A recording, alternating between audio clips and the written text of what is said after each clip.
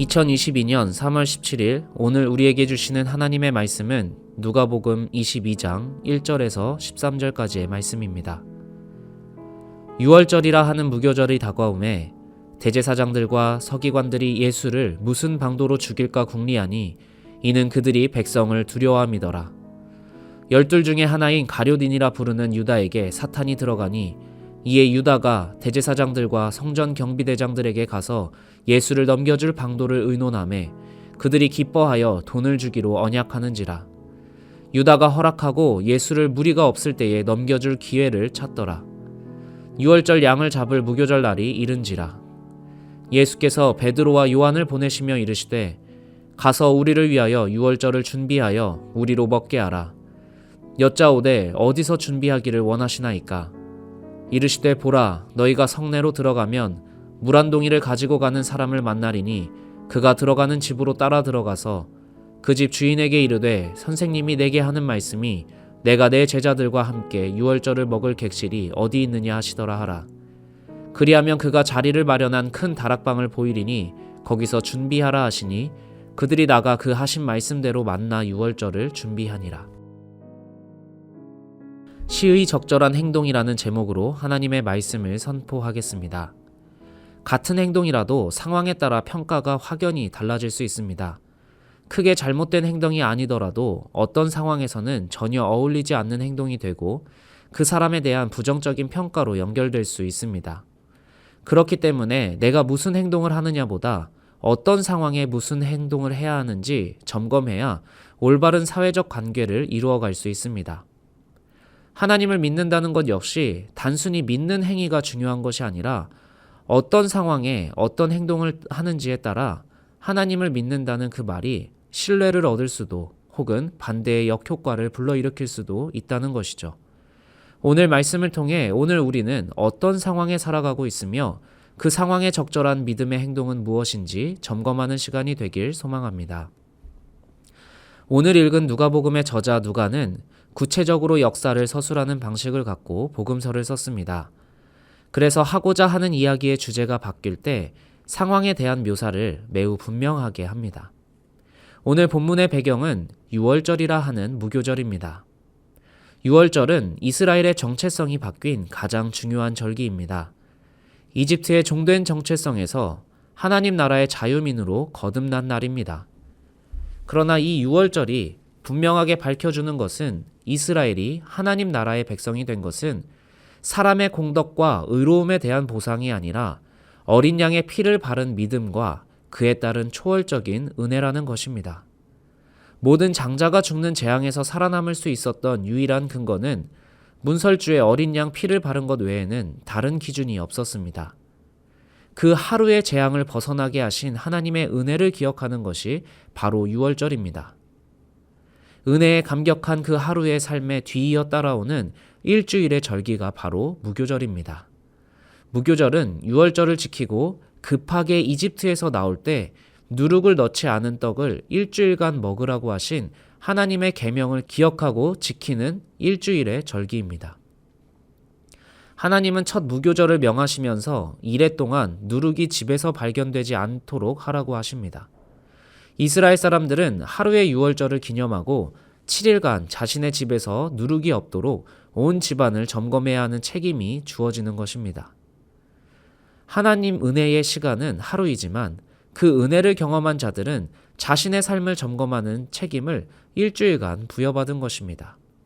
하루의 은총이 일주일의 성화의 삶으로 연결되는 것이죠.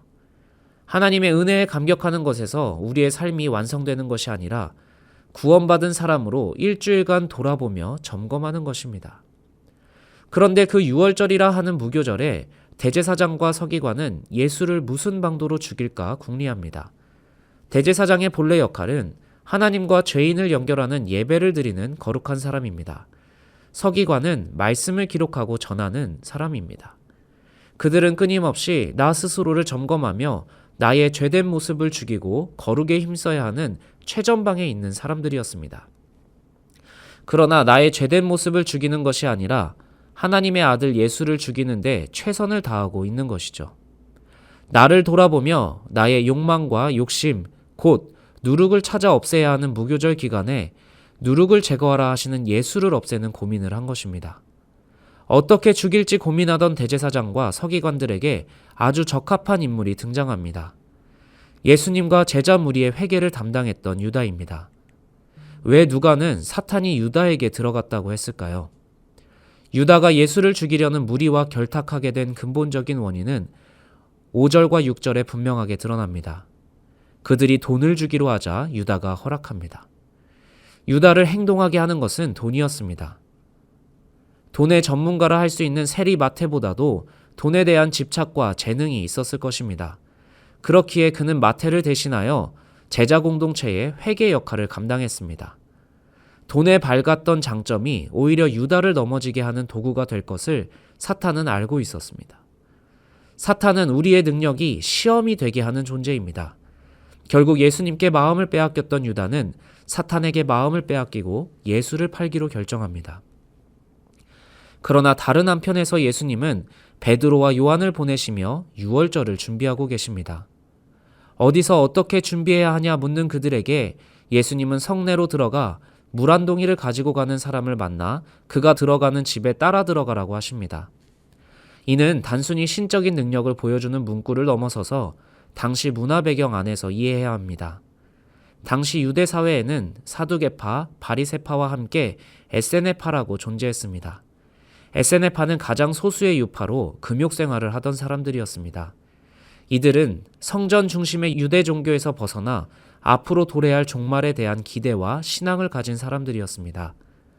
로마 제국에 반대하는 성향이 강했고 부패한 성전에서 벗어나 광야에서 공동체를 이루며 살았습니다. 모든 에세네파가 사회와 분리되어 금욕적인 삶만을 산 것은 아니고 에세네파에서 소수는 도시 안에서 신앙생활을 유지했습니다. 이처럼 사회활동을 하는 에세네파의 경우에는 유대절기에 성전에 가면서도 자신들이 이룬 성소에 모여 수도활동을 했습니다. 자신들만의 성소에서 정결 예식과 제사 의식을 거행하며 정결한 삶을 유지하고자 애썼습니다. 즉, 예수님이 제자들에게 일러주신 물 한 동이를 가지고 가는 사람은 광야에 들어가지 않은 에세네파를 가리킬 확률이 높습니다. 그리고 그 사람을 따라가 진정으로 정결한 삶을 살고자 애쓰는 그들과 함께 유월절을 준비하라 말씀하신 것이죠. 앞서 우리는 예수님께서 끊임없이 타락한 성전을 비판하고 정화해야 하는 가르침을 전하고 계셨음을 알고 있습니다. 그런 맥락에서 예수님은 성전의 타락을 깨닫고 유월절과 무교절의 본래 의미를 회복하고자 모인 소수의 신앙인들을 주목하고 계셨습니다. 그들은 주류도 아니었고 사회적으로 영향력도 적었지만 유월절을 준비하는 과정에서 예수님은 그 소수의 신앙인들과 함께 유월절을 준비하고자 하셨습니다. 예수님의 관심은 규모나 영향력이 아니라 예수님이 오신 때를 가장 적절하게 준비하고 있는가였습니다. 예수님은 이미 앞서 성전이 무너질 것을 예언하셨고 하나님 나라의 백성이 가져야 할 행동은 성전을 화려하게 세우고 지키는 것이 아니라 유월절의 기쁨을 무교절의 삶으로 점검하고 살아내는 것이었습니다. 하나님이 베푸신 구원의 감격을 거룩한 삶으로 이뤄내는 것에 집중하고 계셨던 것입니다. 신약에서 누룩은 다양하게 표현됩니다. 마태복음 16장 11절과 12절에서는 율법주의를 가리키고 누가복음 12장 1절에서는 외식을 가리키며 고린도전서 5장 6절에서 8절은 음행을 가리킵니다. 오늘 우리 역시 유월절이라 하는 무교절, 다시 오실 예수님을 기다리는 종말의 때를 준비하며 살아가는 신앙인들입니다. 화려하고 규모 있는 교회, 사회적으로 강한 영향력을 보유하는 것도 중요합니다.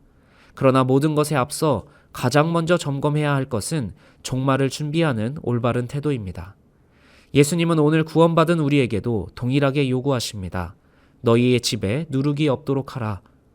예수님이 함께하고 싶은 자들은 나의 누룩을 위해 예수를 없애는 자들이 아니라 예수를 위해 기꺼이 나의 누룩을 없애는 자들입니다.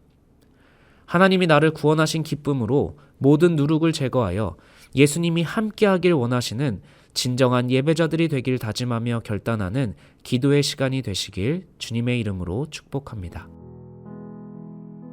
함께 기도하겠습니다. 주님, 오늘도 다시 오실 주님을 기다립니다.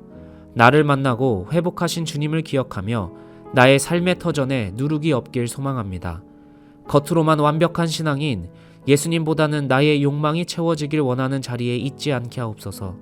기꺼이 누룩을 제거하여 주님이 함께하고 싶어 하시는 예배자의 자리에 있게 하옵소서. 거룩을 이루시고 반드시 다시 오실 예수 그리스도의 이름으로 기도합니다. 아멘.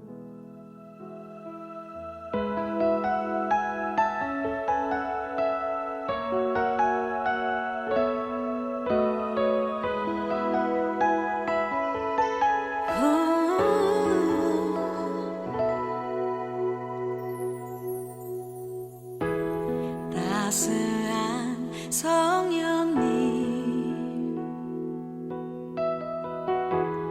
마음으로 보내 내 몸을 감싸며 주어지는 평안함 만족함을 느끼네.